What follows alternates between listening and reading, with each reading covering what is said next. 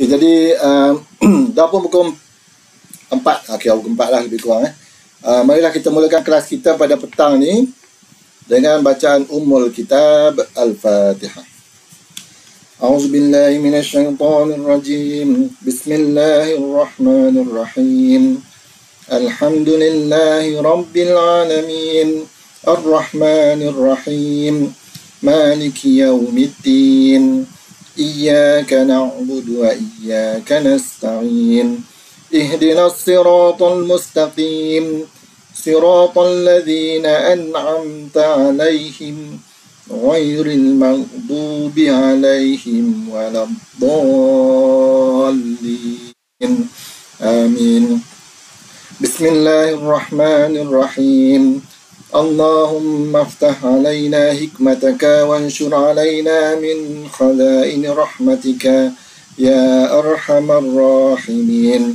Rabbi shrah li sadri wa yassir li amri wahlul 'uqdatam min lisani yafqahu qawli. Bismillahilladzi la yadurru ma'a ismihi syai'un fil ardi wa la fis sama' wa huwas sami'ul 'alim.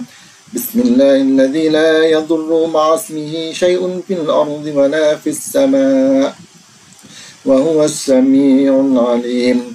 Bismillahilladzi la yadurru ma'a ismihi syai'un fil ardi wa la fis sama'i wa huwas sami'ul 'alim. A'udzu bikalimatillahi tammati min syarri ma khalaq. A'udzu bikalimatillahi tammati min syarri ma khalaq. A'udzu bikalimatillahi tammati min syarri ma khalaq. Wa sallallahu ala sayyidina Muhammad wa ala alihi wa sahbihi wa sallam. Walhamdulillahi rabbil alamin. Amin amin amin ya rabbal alamin. Alhamdulillah, kita berjumpa lagi sekali selepas kita dah jumpa minggu lepas. Alhamdulillah. Kejap ada orang nak masuk lagi ni. Okay, selamat datang kepada semua pelajar lah daripada SMK Pandan, T4 dan T5, SMK Datuk Haji Ahmad Badawi, lepas tu Cik Kuasa Fatma dari Sekolah Menengah Sains mana? Tanah Merah. Cuba tak ingat lah. Okay, tak apa. Dan juga Puan Aisyah dan juga Puan Aini. Terima kasih banyak sebab join kelas kita pada petang ni. InsyaAllah kita akan cover tajuk bab 3 tingkatan 4, iaitu kegravitian. Kegravitian semester Newton ini, yang mana tajuk ni bab baru dalam tingkatan 4 KSSM bermula tahun lepas lah. Kamu adalah batch yang pertama bagi pelajar tingkatan 5, tingkatan 4 dia batch yang kedua lah kan. Kita dah, yang ni memang kenapa di okey, ada bocah kecil dia kacau. Okey, jadi kita sebenarnya tajuk ni kita nak buat dalam bentuk menjawab soalan. Sepatutnya kita tengok dia punya isi-isi penting lah dalam tajuk kegravitian ni. Antaranya ialah daya graviti lah, yang mana daya graviti ni dia berkadar terus dengan hasil darat M1 dengan M2. Sebab daya graviti ni juga dikenali sebagai daya semester. Kalau ditanya apakah daya graviti, daya semester. Kerana apa? Setiap dua jasad yang berada di dalam alam semesta ini, dia akan ada daya di antara satu sama lain. Dia menarik antara satu sama lain. Kita dengan mesin basuh, kita dengan peti ais, kita dengan meja, kita dengan kursi, ada daya tarikan antara satu sama lain. Tapi kalau kita buat calculation menggunakan formula ini, ada satu lagi formula lah. Sebab apa? Dia ada dua kaitan. Yang pertama dengan jisim, yang kedua ialah dengan jarak. Okay, dia dengan jarak dia adalah berkadar songsang. Jarak tu pula dikuasa duakan. Maka daripada formula ini kita dapati bahawa daya graviti itu dia adalah bersama dengan G M1 M2 perkan dengan R kuasa 2. Ni bukan MI ni, M1. M1 M2 per dengan R kuasa 2. Kerana apa kita letak G ni? G ni adalah pemalar kegravitian. Ada nilai yang tetap 6.67 kali 10 kuasa negatif 11. Dia punya unit dia apa? Tak ingat dah lama tak ni. Okay, unit dia kilogram kuasa 2, Newton kilogram, M kuasa negatif 2. Lebih kurang macam itulah. Sekejap, tengok check balik. salah. Saya tak ingat unit dia lama letak ni. Okey, yang penting bila kita nak tukarkan daripada tanda berkadar terus itu kepada sama dengan, kita kena letak satu pemalar. Dan pemalar itu yang kita kena namakan sebagai pemalar kegravitian, Newton per meter square, kilogram per kilogram yang silap cikgu terbalik. Unit dia adalah Newton meter square per kilogram kuasa 2. Macam tu. Itu unit dia, ini salah. Alright, okey. Jadi kita dapat satu formula ini. Formula ini apa? Daya graviti, yang mana menarik antara setiap dua jasad. Tapi sekiranya jasad itu jisimnya sangat kecil, maka dia adalah macam boleh diabaikan lah. Kali 10 kuasa negatif 7, kali 10 kuasa negatif 9. Kalau kecil kan, maka kita tak rasa pun di antara kita dengan apa, dengan kereta ke, kita dengan ada dua orang kan, kita tak rasa pun kita ditarik oleh satu sama lain sebab jisim kita terlampau kecil. Tapi bila kita pergi kepada skala yang lebih besar, contohnya bulan dengan matahari, bumi dengan satelit, itu memang ada signifikan dia. Dia memang daya itu memang nampak besar dan juga memang perlu diambil kira lah. Okey, mari kita tengok soalan yang ada dalam kertas kita ni, sebab kita agak banyak dia bahagian A, B, C terus. A dan B. Jadi agak panjang, kita kena laju sikit lah. Kalau apa nak tanya boleh angkat tangan lah. Sebab tu cikgu guna MOE ni. Sebab dalam MOE ni dia ada simbol untuk angkat tangan. Boleh tanya kan. Kalau kita guna yang Google Meet biasa tu, dia tak ada angkat tangan. Okey, soalan nombor 1. Antara pernyataan berikut yang manakah menerangkan tentang hukum kegravitian semester Newton. Okey, yang pertama dia kata apa? Ini soalan aneka gabungan. Dia ada 1, 2, 3, kita kena pilih A, B, C. Macam tu lah. Okay, daya graviti adalah berkadar songsang dengan kuasa 2 jarak. Betul lah ni. Berkadar songsang. Okey, satu betul. Daya graviti boleh menjadi daya tarikan atau daya tolakan. Daya tarikan dan tolakan ni ialah daya yang biasa tu, yang kita belajar sebelum ni. FMA. Ini apakah maksud daya? Daya ialah daya tolakan ataupun tarikan. Tolakan tarikan ni sama yang kita buat bila mana ada daya bersih. Ada daya kan? Ada daya bersih bila mana pecutan dia adalah kosong. Waktu bila pecutan kosong, waktu dia pecutan kosong bermaksud daya dalam keseimbangan. Daya dalam keseimbangan ada dua keadaan. Kamu boleh buat catatan. Bila sebut je daya dalam keseimbangan, dia ada dua keadaan, iaitu sama ada dia pegun atau bergerak dengan hal laju seragam. Okey, pecah dua lah. Dia pegun ataupun bergerak dengan hal laju seragam. Okey. Kenapa pada waktu ni kita kata daya dalam keseimbangan? Sebab daya bersih dia F dia sama dengan kosong. Macam mana kosong? Sebab pegun ni tidak ada pecutan. Bergerak dengan hal laju seragam pun tak ada pecutan juga. Sebab pecutan sama dengan V tolak U bahagi dengan T. Dan kalau V ni 20 km sejam tolak dengan 20 km sejam, contohlah contoh. Hal laju dia seragam, maintainnya kelajuan dia kan. Maka tidak ada pecutan. Tak ada pecutan, kosonglah dia punya daya bersih. Itu yang kedua ni. Daya tolakan ataupun daya tarikan. Yang ketiga pula, daya graviti berkadar terus dengan hasil darab dua jisim jasad. Ni yang kita dah sebut tadi. F berkadar terus dengan M1 dengan M2. So 1 betul, 3 pun betul. So jawapan dia adalah 1, 2, 1, 2. Boy. Nombor 1 adalah B. Lagi satu. Kejap. Ada orang nak masuk. Okay, selamat datang pada Anis Syukran. Okay. Satu lagi yang kita kena ambil tahu dalam tajuk ni ialah yang tadi ni, jarak dengan hubungan jisim ni, semakin bertambah jisim, semakin bertambah daya tarikan antara kedua jasad tersebut. Semakin bertambah jisim, maksudnya kalau M tu bertambah, maka daya dia juga akan bertambah. Itu hubungan antara jisim dengan daya. Tapi untuk jarak pula, kalau R ni semakin bertambah jarak, maka daya dia akan semakin berkurang. Ini yang disebut tadi berkadar songsang. Kan, kalau lagi jauh jarak antara dua itu, lagi kuranglah daya tarikan graviti ataupun daya graviti yang bertindak di atas kedua-dua objek tersebut, ataupun kita sebut jasad, dia sebut body. Di antara dua pusat jasad, dia sebut pusat. Maksud dia kalau sini titik ni ke titik ni, inilah dia punya R dia. Saling menarik antara satu sama lain. Okey, macam kita dengan kawan kita ada daya menarik antara satu sama lain, tetapi bila kita buat calculation menggunakan nilai pemalar G yang 6.67 kali 10 kuasa negatif 11 tu, daya kita sangat-sangat kecil. Cikgu pernah buat soalan tu, seorang jisim dia 73 kg, seorang lagi 50 kg. Mungkin kamu pernah jumpa soalan tu. Daya dia hanyalah 2.47 kali 10 kuasa negatif 7 Newton. Memang sangat-sangat kecil, tapi memang sangat tak rasalah. Okey, seterusnya. Soalan nombor 2. Graf menunjukkan hubungan antara daya graviti dan jisim untuk objek-objek berhampiran dengan permukaan bumi. Okey, bila sebut berhampiran dengan permukaan bumi ni, kalau kita buat graf, dia satu graf tu ialah G lawan dengan R. Maka kita akan dapati pada mulanya dia berkadar terus pecutan graviti ni. Lepas tu dia akan jadi berkadar songsang. Okey, pada waktu ni G ni sama dengan GM perkali dengan R square. Okey, pada waktu tu. So, graf ini dia daya graviti. Dia lebih kurang sama macam ni lah. F sama dengan MA. Jadi, F juga sama dengan mg. A itu adalah apa? A itu ialah pecutan graviti. Sebab tu pada FMA ni sebenarnya dia tak lagi valid bila mana benda tu dia akan ada perubahan yang ketara. Contohnya roket.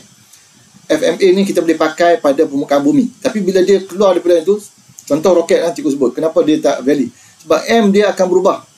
Bila kita lepaskan roket, kita lancarkan roket ke atas, kamu tahu tak, dia membakar lebih kurang 2000 kg bahan api, oksigen liquid dengan nitrogen, oksigen dengan hidrogen liquid, kalau tak salah cikgu, 2000 kg sesaat.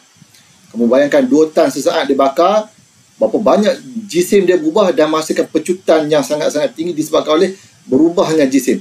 Daya berubah, jisim berubah, pecutan pun akan berubah. Dia tak boleh kira secara yang kita guna ini. Yang ni kita anggap kalau kita nak kira daya bertambah, pecutan bertambah. Tapi jisim kita kena malarkan. Contohnya kita kira kereta kan, kereta bergerak.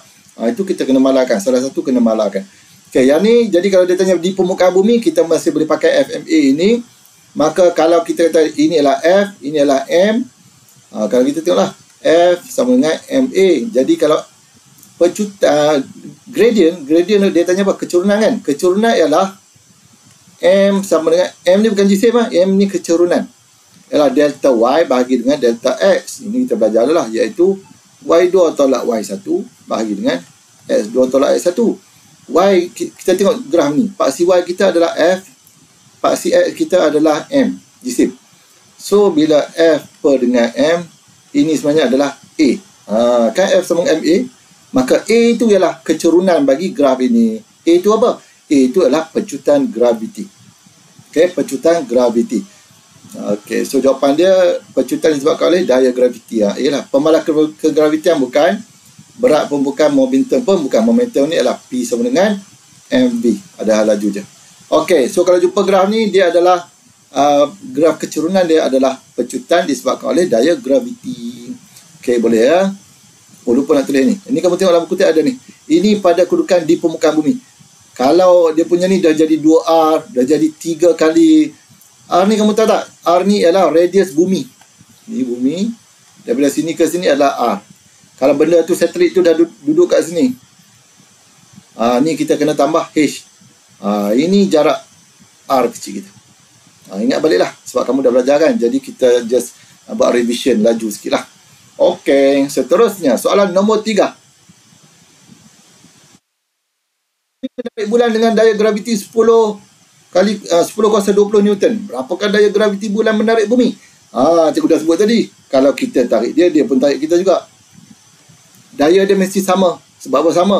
Kalau daya bumi menarik bulan melebihi bulan menarik bumi, maka bulan ini akan jatuh ke bumi.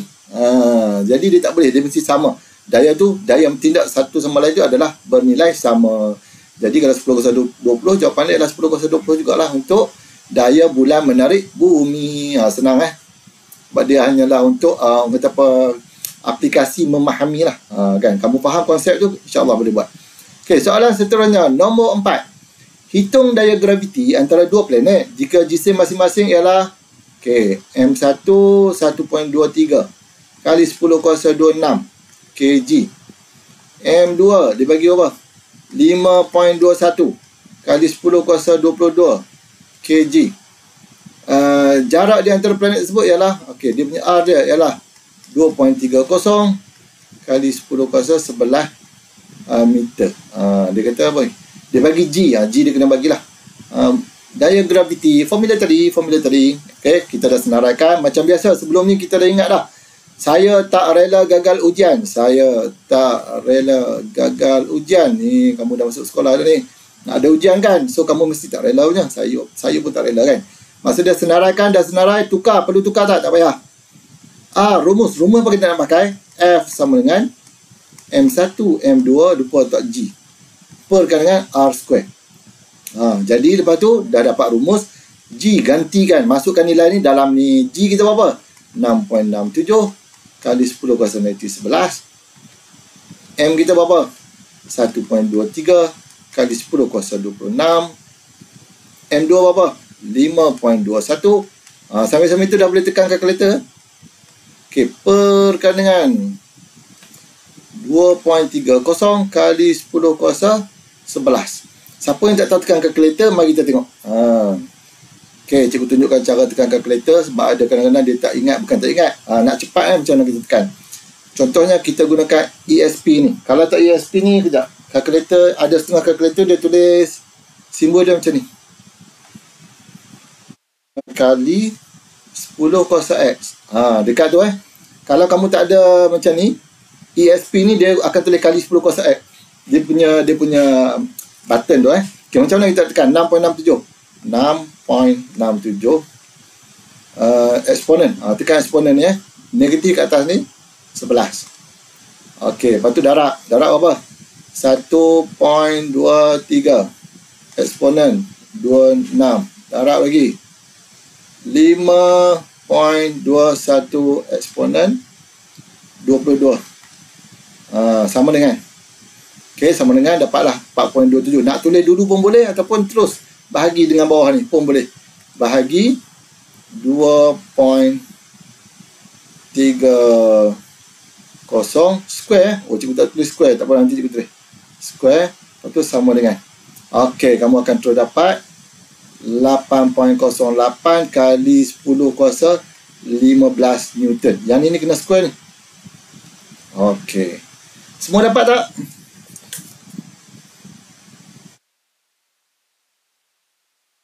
Dapat So dapat jawapan dia lah C, cicak man. Betul dapat ni? Okey, Alhamdulillah. Jadi formula, masukkan formula je. Senang kan? Laju sikit. Sebab kita ada bahagian B lagi. Okey, soalan nombor 5. Sebuah satelit ditempatkan dalam satu orbit tetap dan mengelilingi bumi. Satelit itu kekal pada orbitnya dan tidak terlepas ke ruang angkasa kerana satelit tersebut. Kenapa dia tak terlepas ke ruang angkasa? Sebab mesti ada yang menarik dia. Dia mengalami ketiadaan berat. Memang dia tidak ada berat sebab tidak ada daya graviti kan. Ataupun kita panggil dia berada terkapung lah. Bergerak dalam vacuum, memang bergerak dalam vacuum. Bergerak dengan kelajuan tinggi, tapi dia bukan jawapan yang sebenar. Bergerak dalam kelajuan tinggi, memang kelajuan dia tinggi pada laju linear.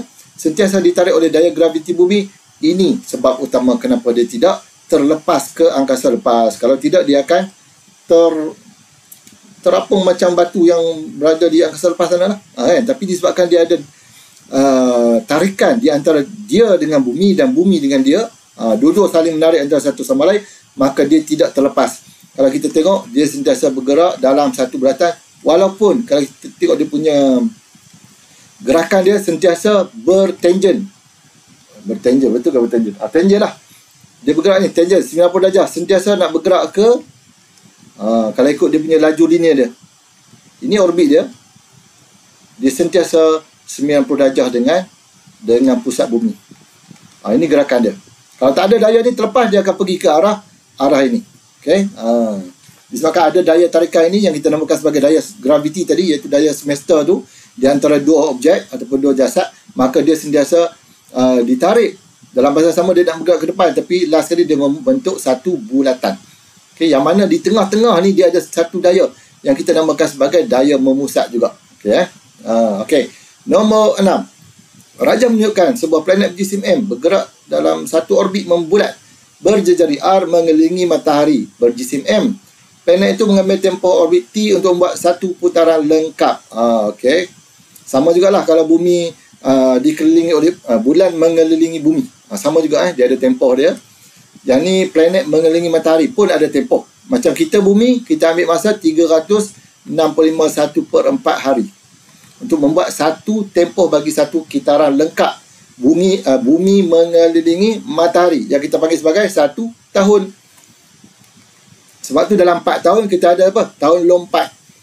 1/4, tahun yang kedua jadi 2/4, tahun yang ketiga jadi 3/4, tahun yang keempat jadi 4/4, iaitu jadi apa? 366 hari kan. Yang kamu belajar geografi tu, 366 hari dimasukkan sehari tu dalam bulan Februari, iaitu pada 29 Februari kan. 29. Ini untuk tahun lompat. Pusingan kita ambil masa selama ni 365. Satu kitaran melengkapkan satu putaran mengelilingi atau peredaran mengelilingi matahari. Okay, jadi antara berikut yang mana akan menunjukkan hubungan yang betul antara T dengan M besar dengan R. Dia ialah melibatkan bila R ni dia dah masuk dalam hukum Kepler yang ketiga, iaitu T square berkadar terus dengan R cube. Okay, yang mana dia menghasilkan T kuasa 2 per dengan R kuasa 3, dia adalah mala. Mala tu bermaksud kalau T1 kuasa 2 per R1 kuasa 3 adalah sama dengan T2 kuasa 2 per dengan R2 kuasa 3. Yang mana kita boleh juga tulis T1 kuasa 2 per dengan T2 kuasa 2 sama dengan R1 kuasa 3 per dengan R2 kuasa 3. Inilah formula yang kita buat, yang mana dia mengaitkan dengan hukum Kepler yang ketiga. Okay, tempoh kuasa 2 itu adalah berkadar terus dengan jejari ataupun jarak di antara dua jasad di kuasa 3 kan. So jawapan dia adalah, ini bukanlah ada kaitan dengan jisim ni. Last kali jawapan dia adalah D. T kuasa 2 adalah berkadar terus dengan R kuasa 3. Okey, seterusnya nombor 7. Apa ni? Raja menunjukkan sebuah satelit penyelidikan berada pada ketinggian 380 km. Yang ni H. Ketinggian dia berapa? 380 km. Tukar siap-siap. 380 kali 10 kuasa 3 meter. Ingatlah kena tukar. Kilometer ni tukar pada meter. Pada unit SI untuk menangkap gambar permukaan bumi dengan jelas. Dia bagi jejari orbit bulan. Jejari orbit bulan T1 lah. Kita kata bulan tu T1. Maka 3.83 kali 10 kuasa 8 meter. Tempoh terbalik lah. Ini bukan jejari orbit. Jejari adalah R1 lah. T1 655.2 jam. Lagi apa lagi? Hitung tempoh orbit bagi untuk satelit tersebut. Hitung tempoh. Dia nak T2. T2 berapa? Yang dia bagi H. Yang kita kena tahu lagi satu maklumat, dia tak bagi kat sini. Biasanya dia bagi dekat senarai rumus, iaitu R besar. R besar berapa? Sudah cikgu minta hafal kejap. Berapa R besar? R besar. Iaitu jejari bumi jejari bumi. Subhanallah, berapa jejari bumi? 6.38 kali 10 kuasa 6 meter. 10 kuasa 6 meter. Okey. Jadi yang ni kita kena tulis dulu R dulu. Okey, R2 kita adalah R campur dengan H. Maka 6.38 kali 10 kuasa 6 campurkan dengan 380 kali 10 kuasa 3. Okey, cuba campurkan. Cuba tekan kalkulator. Berapa kamu dapat? Cepat-cepat cuba tekan.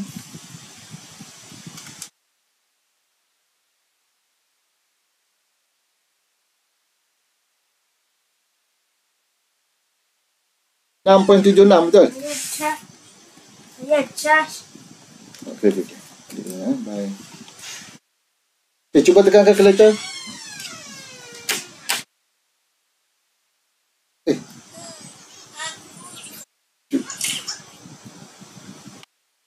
Siapa dapat? Bocah kecil ni.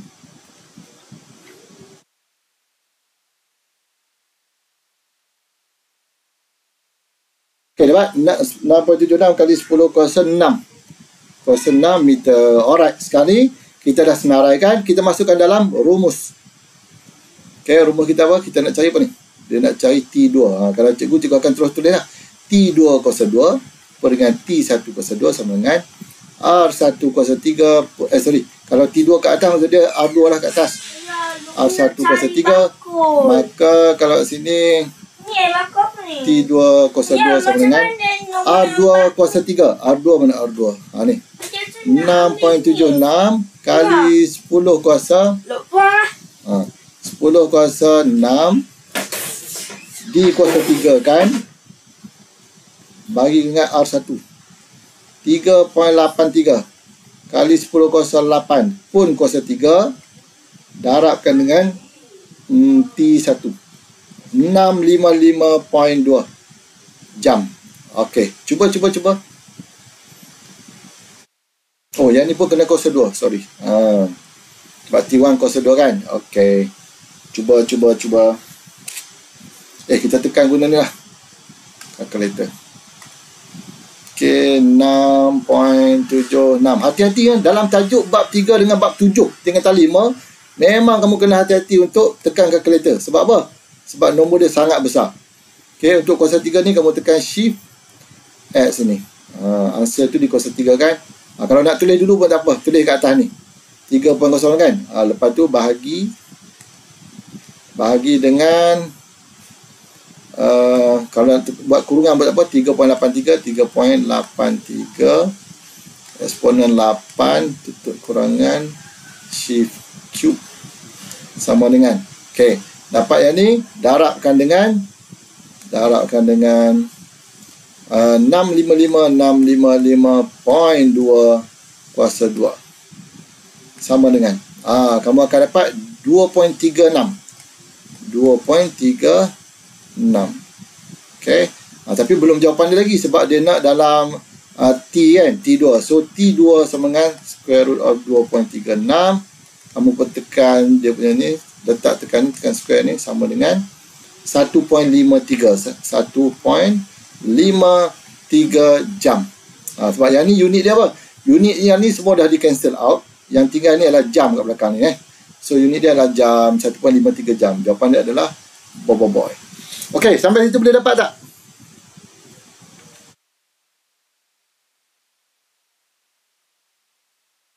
Boleh? Risau juga senyap ni.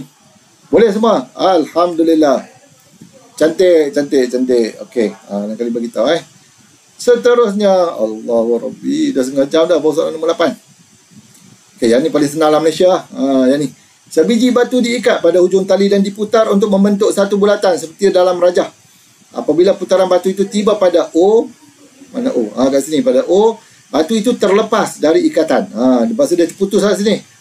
Arah manakah batu itu akan terus bergerak? Dia mesti bergerak pada arah tangent ataupun pada arah laju linear. Kita dah sebut tadi, arah laju linear dia sentiasa berserenjang ni. Semua berserenjang. Jadi jawapan dia apa? SRQP. Ya, terbaik. So jawapan dia adalah, yes, very good. Jawapan dia adalah Q. Q1 dia akan pergi Q.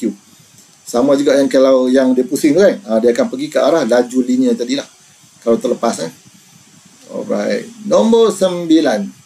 Oh, yang ni kita tak sebut Yang ni dia ada kaitan dengan apa tahu? Dia ada satu lagi iaitu kita panggil dia daya memusat. Yang mana daya memusat ni F sama dengan mv square per dengan R. Okey, M tu jisim dia. V ni adalah laju kita panggil dia laju linear, dan juga R itulah dia punya jejari tu lah. Maka kalau kita tengok F sama dengan MA, F adalah F, M adalah M, dan A ni adalah ni semua ni. That's why kita dapat A sama dengan V kuasa 2 per dengan R. Ini formula bagi A, iaitu A sama dengan V square per R. Ini diberi dalam senarai rumus.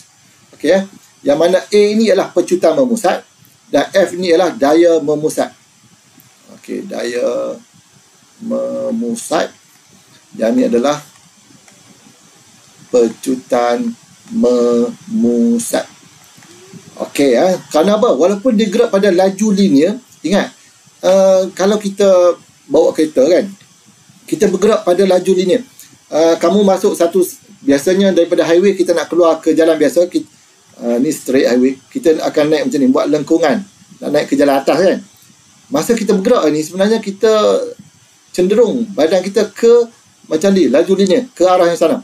Tapi sebenarnya kita rasa seolah-olah kita sentiasa ditarik ke tengah ni. Walaupun dia ada tayar, dia ada geseran dekat tayar semualah. Yang ini juga kita namakan sebagai daya memusat lah sebenarnya. Dan kenapa walaupun kita bergerak katakanlah pada kelajuan 60 km sejam, kita tengok dari mula kita keluar masuk ke lengkungan macam bulatan itu 60 km sejam, 60 km sejam, 60 km sejam, tapi kita tetap dianggap ada pecutan memusat. Sebab ada daya memusat yang menarik kita.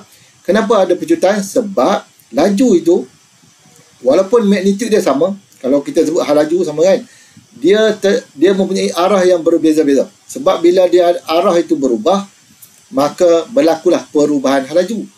Dan perubahan hal laju adalah sama dengan pecutan. Ingatlah kan kita sebut pecutan adalah apa? Kadar perubahan hal laju.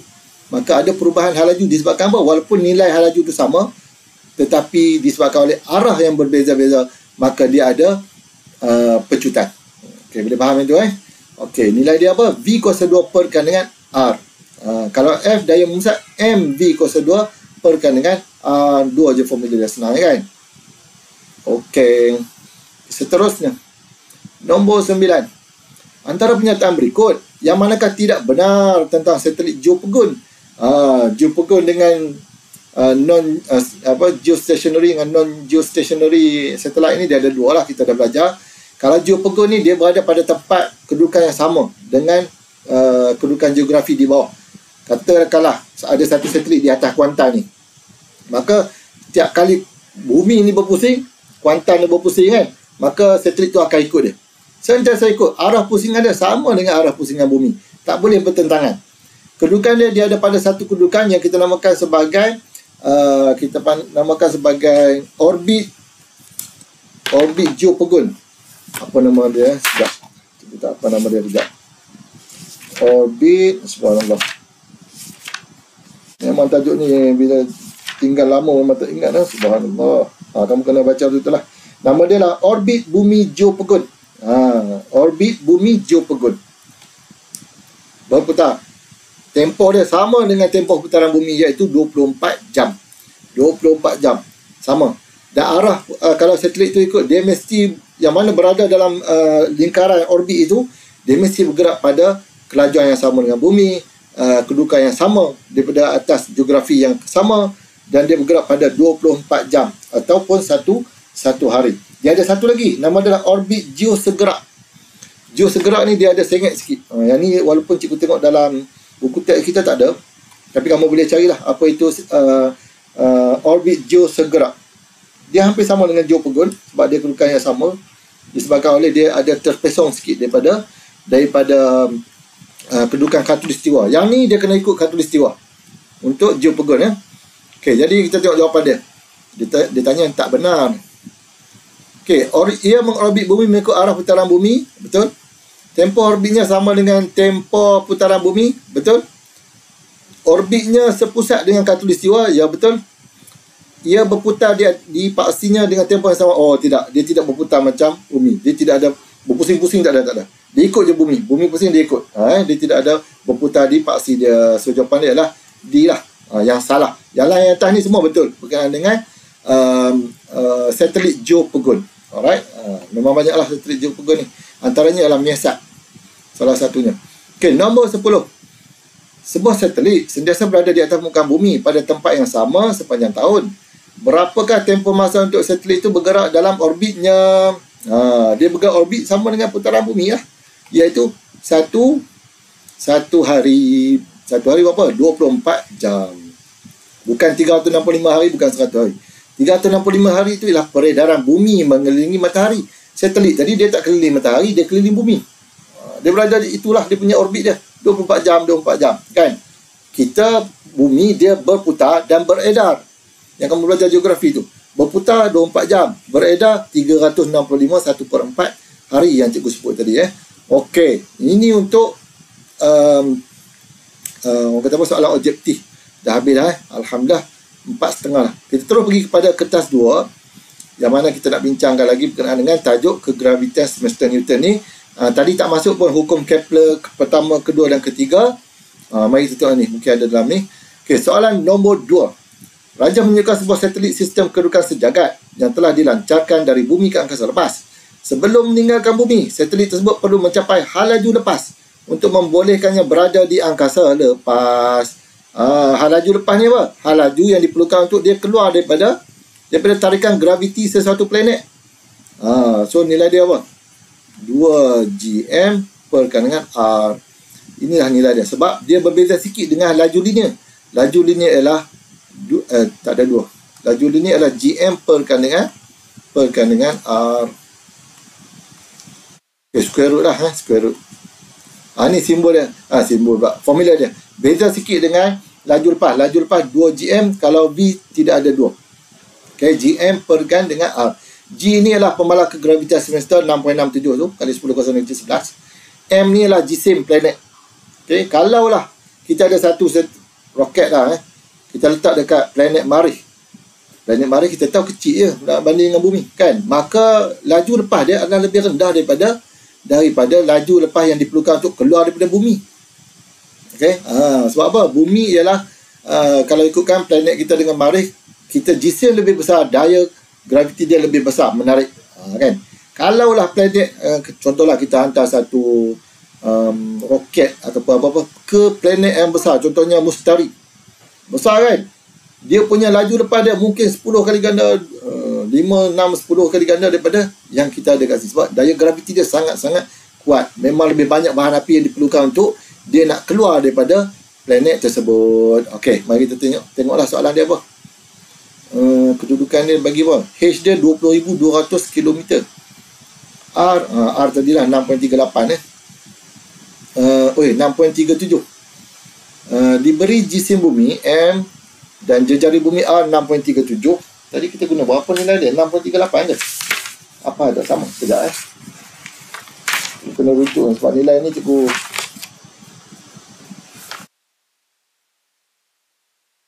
Okey, tak apalah kita bagi kita pakai apa yang dia bagi ni. Nyatakan maksud hal laju lepas. Hal laju lepas ni apa? Dia adalah hal laju minimum yang diperlukan oleh suatu objek untuk keluar daripada planet tersebut. Kamu boleh tulis lah. Cikgu bagi dia punya ni.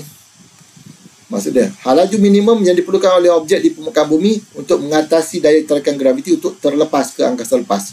Okey, boleh nampak tak jawapan ni? Sebab kalau tulis jadi lambat. Cikgu tulisan dah lah tak cantik kan. Nanti cikgu bagi jawapan ni terus kamu tengok. Hal laju minimum yang diperlukan oleh objek di permukaan bumi untuk mengatasi daya graviti dan terlepas ke angkasa lepas. Poin yang paling penting adalah hal laju minimum. Lepas daripada yang tu baru dia boleh melepasi ataupun terlepas keluar ke angkasa lepas. Okey, patah balik pada yang tadi. Itu satu markah. Definisi memang kena sharp, tak boleh hilang dia punya keyword, maka hilanglah markah. Okey, mari kita tengok. Dia tanya hitung laju lepas bagi satelit tersebut. Kita gunalah formula yang kita ada tadi.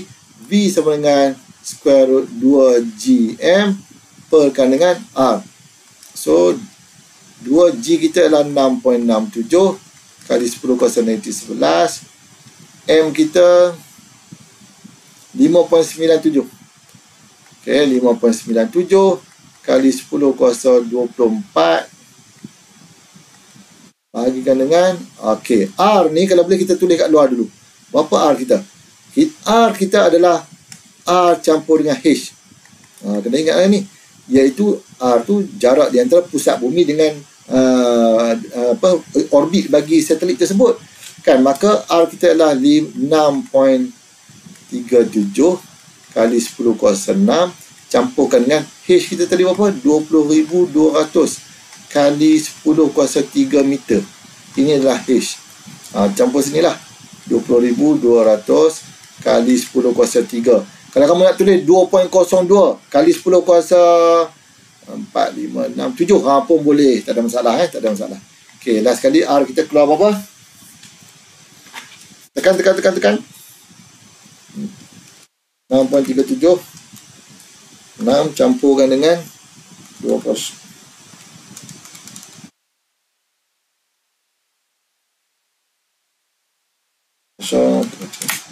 Okey, kamu akan dapat 2.657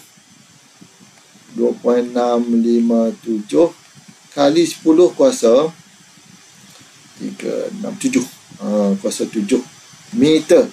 Okey, lagi sekali kalau sekiranya nombor kat belakang ni ada lagi banyak, 2, 6, 5, 7, 3, 4. Kamu ambil lah 4 titik perpuluhan. Untuk nombor yang besar-besar ni, kamu ambil 4 titik perpuluhan minimum. Sebab tahun lepas dia dah jadi dah. Tahun lepas dia tak terima jawapan yang dia ambil 2 titik perpuluhan. Pada kuasa 5. Kuasa 5. Ni kuasa 7.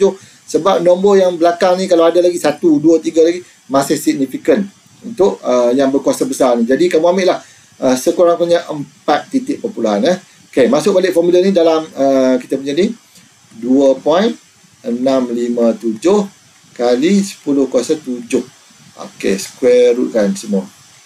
Okey, lepas tu kamu pun tekan calculator, kamu akan dapat, sepatutnya kamu akan dapat 11,200, betul kan ni? Okay, cuba tekan.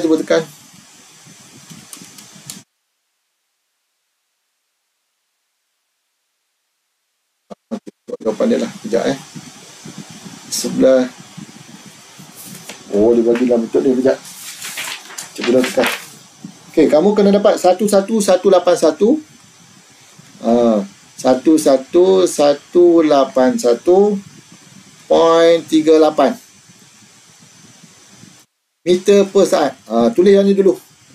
Kejap cikgu betulkan ni. 11,181.38 meter per saat. Semua dapat sama macam ni ke? Lepas tu barulah kamu nak tukar dalam bentuk ni pun boleh Kamu akan dapat 11.18 11.1814 kali 10 kuasa 3 meter per saat. Kenapa kita nak kuasa 3 ni? Sebab biasanya untuk laju lepas dia adalah 11.1814 kilometer per saat. Kamu tinggalkan dalam ni. Yang ni pun lebih cantik. Walaupun jawapan dia bagi 11.2 kali 10 kuasa tak ada kali 10 kuasa 3 dah. Kilometer per saat. Inilah laju lepas yang biasa digunakan. Unit dia adalah kilometer per saat. Bermaksud dalam 1 saat dia pergi 11.2 kilometer. Tak 1 saat dah sampai 11 kilometer. Itulah kelajuan roket yang diperlukan untuk nak keluar daripada permukaan bumi. That's why kalau kita setakat naik kapal terbang pada kelajuan 800 km sejam, itu 800 km sejam. Kalau kita nak tahu berapa laju dalam saat, 800 kita bahagikan dengan 60, bahagi dengan 60. Baru 0.2 km sesaat. 0.2. Yang ni nak 11 km. Kau bayangkanlah berapa dia punya kelajuan dia dalam kilometer sejam. Okay, yang ni 11.2 km sesaat. Baru kita boleh terkeluar ataupun terlepas ke angkasa lepas. Sebab itulah roket memang dia kena guna bahan bakar yang sangat banyak dan sangat tinggi momentum dia untuk menghasilkan daya tujah ke belakang nak menghantar roket itu keluar daripada tarikan daya graviti bumi lah. Okey, seterusnya yang C. Satelit tersebut telah sampai ke angkasa lepas dan sedang mengorbit bumi pada ketinggian yang tadilah 2.02 kali 10.7. Hitung laju linear ketika mengorbit bumi. Dia nak laju linear pula. Laju linear yang tadilah square root GM kurkan dengan R. Okey. So kamu cuba tekan dapat apa? Kamu sepatutnya dapat. Kamu masukkan nilai sebab apa cikgu, masa kita dah tak berapa ni, tinggal 17 minit.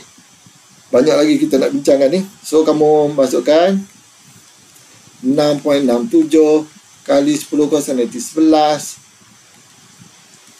kali jisim dia, jisim bumi adalah 5.97 kali 10 kuasa 24 perkan dengan, dia sebut dengan tu kena tambah dengan R juga yang ni 2.657 ni. 2.657 kali 10 kuasa 7. Okey, last kali kamu kena dapat. Jawapan dia adalah bersamaan dengan 3871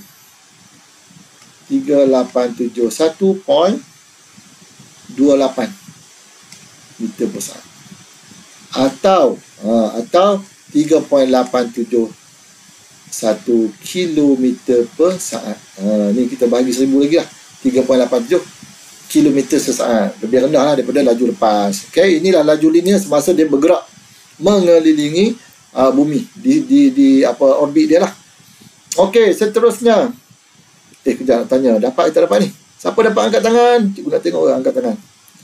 Siapa dapat? Alhamdulillah. Fatimah angkat tangan, Iklimah angkat tangan, 10 orang angkat tangan. Cantik. Khairun Nisa, Damia pun dapat, Alisa. Alhamdulillah, Muhammad Muklis pun dapat, Fatimah dapat, alhamdulillah. Okey, maksud dia betul lah tu Yang penting kamu tahu konsep dia, lepas tu tahu dia punya formula, then mudah. Lagi satu, hati-hati masa tekan kalkulator. Biarlah yang logik jawapan dia tu kan. Okey. Lepas tu kalau kamu buat latihan selalu, kamu akan tahu jawapan mana yang logik, jawapan mana yang macam tak logik je. Kan? Dia dah sangkut pula dah. Kejap. Cikgu kena keluar dulu, lepas tu baru masuk balik.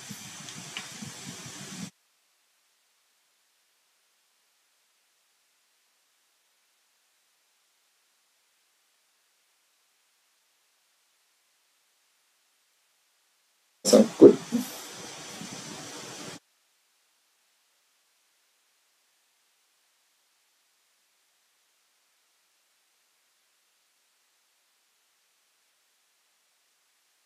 Selamat.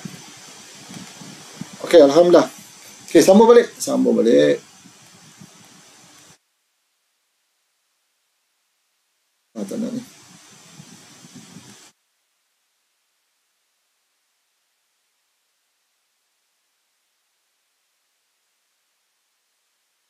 Boleh. Okey, soalan nombor 3. Seterusnya. Okey, sambung balik. Rajah 3 menunjukkan kit daya memusak yang digunakan semasa aktiviti di dalam makmal. Okey, yang kita buat ni kita pusing. So, macam nak tangkap lembu tu kan. Pusing. Okey, namakan daya yang mengakibatkan penyumbat getah bergerak dalam satu bulatan dengan kelajuan malar. Okey, dia sebut laju malar. Memanglah laju malar, tapi dia ada apa tadi? Pecutan, kita panggil pecutan memusat. Kan? Walaupun laju dia malar, tapi dia ada pecutan memusat. Namakan daya yang mengakibatkan. Daya tadilah. Daya memusat. Okey, satu markah. Seterusnya, laju sikit laju. Dalam rajah 3, lukiskan arah daya tersebut. Arah daya sentiasa pergi ke pusat bulatan. Kalau dia duduk kat sini, dia akan pergi ke sini. Kalau dia duduk kat sini, dia akan pergi ke tengah. So, kamu lukis kat sini pun cukup lah. Sebab apa kamu lukis kat sini? Anak panah tu menghala ke pusat bulatan tersebut. Okey, satu markah. Seterusnya, sekiranya jisa penyumbat getah M ialah 30 gram, jejari bulatan R ialah M dia 30 gram. Nampak pelik macam ni je, tukar terus. Dia ialah apa? 30 kali dengan bahagi dengan 1000 lah nak dapatkan kilogram kan. Maksudnya kamu akan dapat 0.03 kg. Bagi dengan 1000. Lepas tu kelajuan penyumbat V, dia bagi V pula. V dia sama dengan 8 meter sesaat. R dia bagi 1.2 meter. Semua dah ada dah. Senaraikan. Lepas tu hitung daya pada soalan 8A. Daya senang lah. Daya memusat tu ialah F sama dengan mv square perkan dengan R. Ingat ni, formula ni diberi di dalam soalan. Bukan dalam soalan, dalam senarai rumus. Dia bagi ya. Jadi kamu kena tengok selalu dekat senarai rumus. So M kita 0.03 lah dah. 0.03 V kita adalah 8 square perkan dengan R kita adalah 1.2. Cepat-cepat tekan kalkulator. Maka daya kita dah. Dapat dah. Siapa dapat?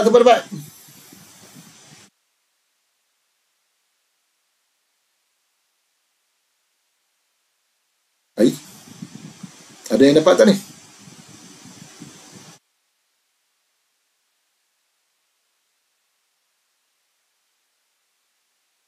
Siapa dapat? Kita dah ganti rumus, kita dah ada dah. Saya tak rela gagal ujian. Rumus dah ganti dah. Sekarang ni nak tengok berapa nilai dan juga nak tengok unit dia apa.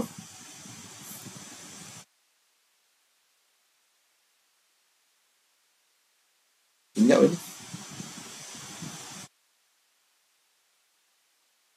Kamu sepatutnya dapat, cikgu bagi jawapan lah 1.6 Newton. Buat tinggal 10 minit. Dapat sama tak?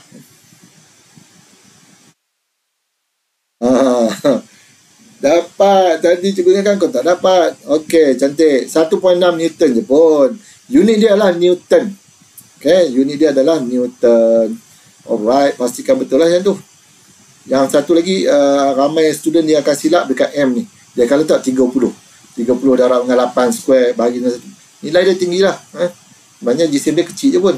Okay, apakah yang akan berlaku pada nilai daya jika penyumbat getah dihayungkan dengan kelajuan yang tinggi? Kalau dah laju ni kita upgrade, upgrade kan. Kalau kita tinggikan V ni, laju dia, maka F juga akan upgrade. Tapi kalau dia kata apa jadi kalau kita tinggikan jarak, maksudnya kita panjangkan tali tu, maka F akan berkurang. Sebab apa? Dia berkadar songsang. Kalau dengan laju dia berkadar terus kan, maka dia akan bertambah. Satu markah, satu perkataan je cukup. Bertambah, cukup satu perkataan. Increases, increase. Dah, satu perkataan, senang. Kelajuan penyumbat getah ditingkatkan sehingga tali yang menyambungkan penyumbat getah putus. Apakah pergerakan penyumbat getah selepas itu? Pergerakan dia adalah tangent. Okay, tangent kepada bulatan. Ataupun kamu boleh jawab pada arah bergerak pada arah laju linear. Tangent tu yang mana? Yang tadi lah. Kan, kalau sini dia akan bergerak ke sana. Kalau kat sini dia akan bergerak ke sini. Kalau kat sini dia akan bergerak ke sini. Dia sentiasa 90 darjah. Dia sentiasa 90 darjah ni. Itulah kita namakan tangent kan. Kalau kita ada bulatan, kita ada satu garis tu, dia adalah tangent tu, bermaksud dia berserenjang. Perpendicular to the center of the circle lah. Okey, boleh tangent kepada bulatan ataupun pada arah laju linear. Okey, seterusnya cepat 9 minit lagi. Okay, Raja tunjukkan seorang mamak ini melontar tukar besi yang sedang memutarkan tukar besi dalam satu bulatan sebelum melepaskannya. Laju linear tukar itu ialah 20 meter per saat. V 20 meter per saat. Lagi apa? Namakan jenis daya yang bertindak ke atas ke arah pusat bulatan. Daya tadilah sama juga soalan ni. Daya memusat. Okey, bahasa Inggeris dia sebut centripetal force. Dia ada dua lah, centripetal force dengan centripetal acceleration. Kuku ada yang bahasa Inggeris kan, cikgu lupa pula nak sebut tadi. Centripetal force dengan centripetal acceleration. Nyatakan arah tukar selepas dilepaskan. Sama macam jawapan yang tadi tu. Pada arah laju linear. Okey, ataupun tangent kepada bulatan pun boleh. Tangent kepada bulatan. Ataupun pada arah laju linear. Sama, satu markah. Seterusnya, sebagai seorang atlet yang ingin menang dalam acara tersebut, beberapa teknik harus dilakukan. Jadual menunjukkan beberapa teknik lontaran. Mamak ni nak menang ni. Okay, mari kita tengok teknik apa yang dia pakai. Dia ada teknik PQR. Okay, daripada 3 ciri yang dia bagi, 1, 2, 3 ni, agak-agak kamu lah. Kamu nak pilih ciri yang mana? Yang kamu yakin. Macam kita buat sebelum ni. Dia mesti ada yang kita yakin tu. Kamu nak yang mana? Nak laju linear ke? Nak masa untuk putaran ke? Ataupun nak sudut? Yang mana kamu tahu, kamu ada ilmu fizik berkenaan ni dan kamu nak pilih sebagai jawapan. Sebelum kita pilih yang terbaik antara 3. Siapa nak jawab? Apa ni? Okey, tak apa, cikgu bagilah. Contoh, kita nak masa lontaran. Nak pendek ke lama? Mestilah lama sikit kan. Dia pusing banyak kali. Okey, lama. Kalau lama, shot ni dah terkeluar. P kita dah cancel dah. Kita tak nak ada P. Lepas tu, kita nak laju dia. Kalau nak bagi jauh, mesti nak kena laju tinggi. Takkan laju rendah. Maka Q juga terkeluar. Maka pilihan kita adalah R. So, laju dia kena tinggi. Masa dia kena lama. Dan juga sudut dia kena 45 darjah. Okey, mari kita tulis apa reason dia dan juga kenapa kita. Okey, masa untuk putaran. Masa untuk putaran mesti lama. Masa untuk putaran. Lama lah. Masa putaran kena lama. Kerana apa nak lama? Lama ni boleh, bila kita pusing. Hal laju meningkat. Bila laju meningkat, momentum meningkat tak? Momentum akan meningkat. Okey, impas pun besar. Momentum pun meningkat. Momentum semakin besar. Ataupun momentum meningkat. Ataupun impas pun boleh. Sebab apa? Dia ada perubahan momentum kan. So, hal laju akhir yang tinggi boleh. Hal laju akhir yang tinggi. Ini semua antara reason yang kamu boleh kaitkan. Bila sebut hal laju tinggi ni kan, kita boleh kaitkan dengan momentum. Bila V tinggi, maka P tinggi lah. Okay, seterusnya, laju linear bagi hammer. Laju linear hammer mana? Tinggi. Memang nak tinggi. laju tinggi, dia ada kaitan dengan momentum juga. Adik yang kacau adik. Adik pergi sana, adik pergi sana. Yang nak pergi kelas dah. Dia kejap ada bocah kecil. Baik. Dia kata momentum tinggi. Momentum tinggi. Laju tinggi, momentum tinggi, tak ada masalah. Senang je. Walaupun jawapan sama atas bawah, tak ada masalah. Dia memang diterima kalau betul lah. Kan? Memang betul, tak ada masalah. Okey, seterusnya sudut lontaran. Okey, sudut lontaran ni pada sudut 45 darjah. Kenapa? Kalau kamu belajar dalam satu lagi berkenaan dengan hal laju, hal laju kalau kita tembak macam ni, sebenarnya kita boleh pecahkan. Biasanya dalam pertandingan roket air, kita ada satu pertandingan tu, roket air, dia buat projectile macam ni. Okay, pergerakan dia akan naik. Kita boleh dapatkan dia punya sini ni, jarak sini kita panggil dia X maksimum ataupun S maksimum pada sudut berapa? Pada sudut 45 yang biasanya akan menghasilkan S sesaran maksimum. Di sini ni kita akan pecahkan lah. So kita ada VY, kita ada VX, dan ni adalah V dia. Yang ni kamu belum belajar ni untuk laju projectile. Jadi pada kedudukan sudut mana? Kalau sudut 45 lah yang akan menghasilkan sesaran ataupun jarak yang paling jauh. Kalau kamu sudut tinggi sangat, dia naik macam ni, turun macam ni, dekat. Kalau bawah sangat pun dia turun macam tu juga. Okay? Yang paling cantik idea adalah 45 darjah, baru akan menghasilkan jarak yang paling maksimum. Jadi pada sudut ini lontaran 45 darjah. Kenapa? Nak hasilkan jarak maksimum. Okey, jarak maksimum. Nanti kalau kamu masuk pertandingan tu, kan, pertandingan ni apa semua kan, adjust sehingga sudut dia adalah 45 darjah. Siapa masuk water rocket dia tahu lah tu. Okey, ataupun kita sebut jarak mengufuk. Jarak mengufuk. Hasilkan jarak mengufuk maksimum. Okey, seterusnya laju 4 minit lagi. Berdasarkan jawapan di 7C, tentukan teknik yang paling sesuai. Maka teknik paling sesuai adalah R. Satu huruf satu markah. Ataupun kamu nak tulis teknik R pun boleh. Kan dia tanya teknik mana kan? Kita dah pilih tadi R. Kat sini. So kamu tulislah R. Okey. Seterusnya section B. Yang ni kena tulis dalam bentuk apa?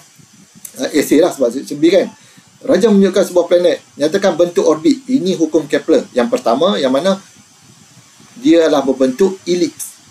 Bentuk dia adalah bentuk elips. Cukup. Satu perkataan, satu markah. Lepas tu yang B pula. Berdasarkan Raja 10.1, bandingkan panjang lengkuk orbit bagi A, B dan C, D. Yang ni tulis macam ni. Yang pertama kau tulis apa? Panjang lengkuk.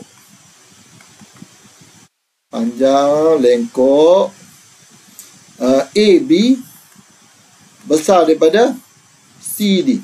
Tengoklah ni. A, B kan? Besar kan? Yang ni sikit yang kecil. Sebab yang ni kita kena tengok balik tajuk yang kita buat berkenaan dengan bentuk elips ni. Dia ada 2 point. Yang mana membentuk. Jadi kalau kita lukis guna tu, kalau sekiranya kita ada benang, kita tarik sini, kita tarik ke sini, kan? Sebenarnya jarak di atas sini, mungkin kamu pernah tengok yang kita buat benang nak membentuk garisan elips ni, dia ada 2 point. 2 point 2 titik, yang mana matahari berada di salah satu daripada titik fokus ini. Okey, matahari ada kat sini. Jadi jarak ini, katakan A dengan B, dia adalah sama dengan jarak yang sini dengan sini. Contohnya adalah CD. Contoh A campur B sama dengan 20. Okey, 20. Maka D campur dengan C mesti dapat 20 juga. Contoh cikgu bagi, A ni adalah 8, maka di sini kena 12. Okey, kalau dia tanya C ni adalah 5, maka D ni adalah 15. Hasil tambah dia mesti 20. Sama juga kalau cikgu tarik ke sini. Maka katakanlah sini adalah 10, sini juga adalah 10. Hasil tambah jadi 20. Itu yang penting. Okay, sebab dia boleh bergerak ni. Sebab tu kedudukan dia tu bergerak mencakupi masa yang sama, jarak yang sama. Itu hukum Kepler yang kedua. Kamu kena cek balik definisi bagi hukum Kepler yang kedua, yang mencakupi masa dan luas. Okey, masa dan luas. Alright. Okey, seterusnya. Bagi kita tengok yang ni, dia tanya apa? Bandingkan panjang lengkuk, kemudian bandingkan A, B lebih besar daripada ni. bandingkan luas yang dicakupi oleh planet di kawasan FAB dan juga FBC. Okay. Yang ni dia dah sebut dalam hukum Kepler. Dia kata kalau pun AB tu jauh, tapi yang ni dekat, CD lebih dekat, tapi luas dia adalah sama. Sama. Dan masa yang diambil pun sama. Katakan sini A ke B, dia ambil masa 4 hari. Contohlah pergerakan dia ambil masa 4 hari. Maka CD juga mesti 4 hari. Cikgu kenapa ini dekat, ini jauh? Sebab hal laju dia tak sama. Bila mana dia dekat dengan matahari, daya tarikan lebih kuat, A ke B ni dia lebih laju. Zoom, macam ni. Dia laju macam ni. Laju, perlahan. Dekat je matahari, dia laju balik. Perlahan macam tu. Zoom, macam tu. Gitu. Boleh? Harap kamu faham lah tu. Sebab dia dah beritahu kalau semakin dekat matahari, tarikan dia kuat, hal laju dia bertambah. Sebab tu jarak yang di cover. Yang dilalui oleh A ke B ni, jarak dia lebih jauh. Walaupun masa dia sama. Antara AB dengan CD masa sama. Tetapi jarak AB lebih jauh daripada CD sebab dia kelajuan dia meningkat. Okay, masa sama, kelajuan dia meningkat. Okay, jadi kalau kat sini kita boleh sebut yang kedua adalah compare luas yang dicakupi. Luas yang dicakupi FAB sama dengan FCD. Kalau nak tulis sama dengan, boleh tak? Boleh, tak ada masalah. Okay, kamu boleh guna simbol ni dan juga simbol sama dengan, ataupun tulis perkataan. Yang ni pun nak guna perkataan, boleh. Besar daripada panjang lengkok AB lebih besar daripada CD. Ataupun panjang lengkok AB lebih besar daripada panjang lengkok CD. Tu hebatlah kalau boleh tulis penuh. Tak ada masalah. Okay, dalam bentuk ni. Yang ni dia tak ada poin-poin. Yang ni dia ikut nombor soalan. B1 dengan B2 kan. Seterusnya, B3, bandingkan laju linear A ke B dan C ke D. Memanglah tak sama. Nampak? Cikgu dah sebut tadi, laju dia lebih tinggi bila dekat dengan matahari. Kan? So, kamu akan sebut laju linear A ke B lebih besar daripada C ke D. Yang ni lebih laju lagi. A ke B dia zoom laju, lepas tu sampai sini perlahan kan. Sebab apa? Dia jauh daripada matahari. Okey, lepas tu dia tanyakan hubungan. Ini yang keempat. Nyatakan hubungan antara masa yang diambil dengan luas yang dicakupi. Masa dengan luas. Okey, yang ni dia tak ada atas ni sebut masa dengan luas. Yang ni kita dah kena cek balik dengan hukum Kepler yang kedua tadi. Apabila kata boleh guna apabila masa yang diambil sama, maka luas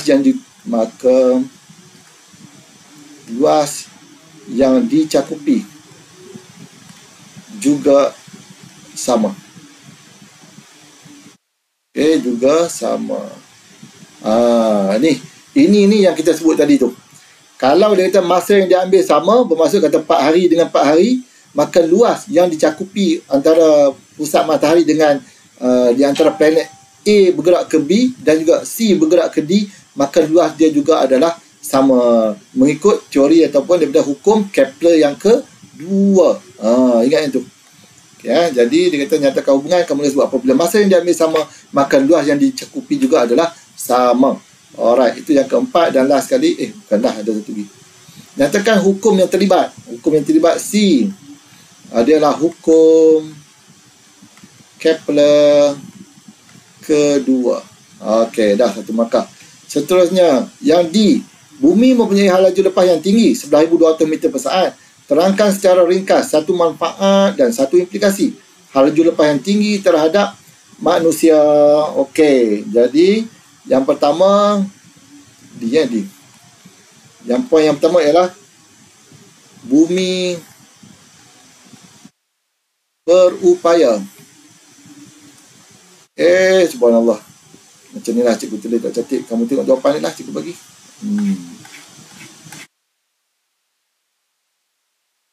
Sekejap ini dia.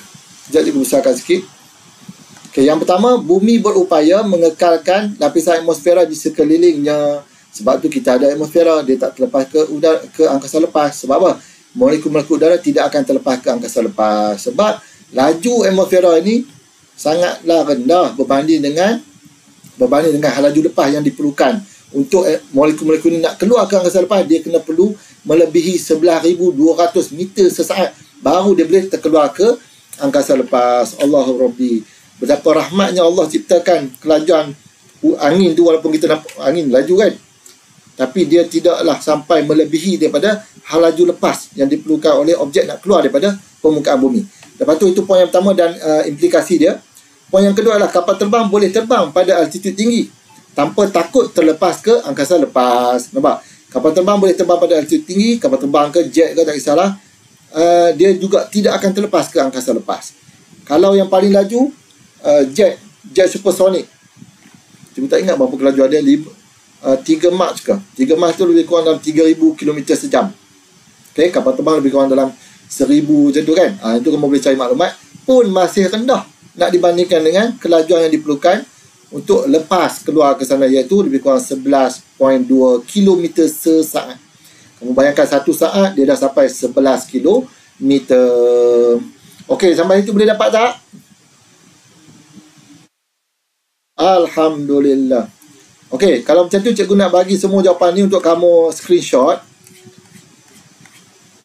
Okey, ini kamu boleh ambil. Cuma jawapan nombor 10 ni tak tepat lah. Jawapan dia adalah B, bukan D. Nombor 10 ni kamu betulkan. Jawapan dia adalah B. Okey, boleh screenshot. 3, 4. Okey, seterusnya. Sekejap, dia kecilkan sikit supaya dia lebih besar. Okey, ni. Okey, dapat tak? Okey, seterusnya. Dan ni.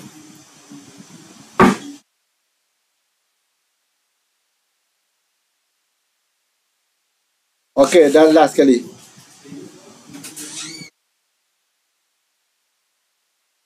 Okey. Jadi, Alhamdulillah selesailah tugasan kita untuk minggu ni. Dan kita juga sebenarnya sangat berterima kasihlah kepada cikgu, memang akan bagi kredit kepada Jabatan Pendidikan Negeri Perak yang telah pun membuat modul ini dan kita dapat manfaat daripada dia. Alhamdulillah. Jadi terima kasih banyak kepada semua yang hadir pada hari ini, termasuk Cikgu Siti Aisyah dan Cikgu Nurul Aini yang sempat join kita. Adik, apa tutup lampu? Buka. Kejap, aduh, bocah kecil ni dia datang kacau pula dah ujung-ujung. Okey, jadi sampai itu dulu untuk hari ini. Mohon ampun dan maaf salah dan silap. InsyaAllah ada rezeki, ada umur, kita akan jumpa lagi. Assalamualaikum warahmatullahi wabarakatuh. Bye-bye. Jadi, bukan lampu dia, cepat dia. Okey, sama. Okey, sama. Okey, sama.